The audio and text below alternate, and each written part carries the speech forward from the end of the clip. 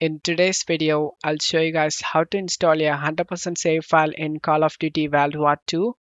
Check my video description for this save file download link. Once download done, right click and select WinRAR and select open with WinRAR.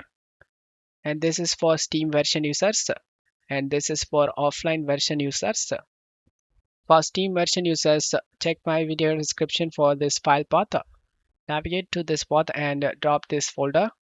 Before that, you need to back up your game progress. For offline users, right click on the game and select open file location. Open this player 2 in the game folder and this is your game progress. You need to pack up this folder before dropping this 100% save. Drag and drop this player 2 to desktop to take backup. Drag and drop this mod. Drag and drop this 100% save inside this game folder. Now you can launch the game. Select the campaign and choose the story you like to play.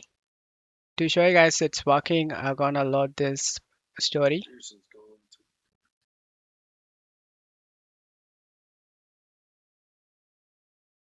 And as you can see, the save file is working. I hope this video helped you. If the video helped you, don't forget to leave a like and subscribe. Thank you.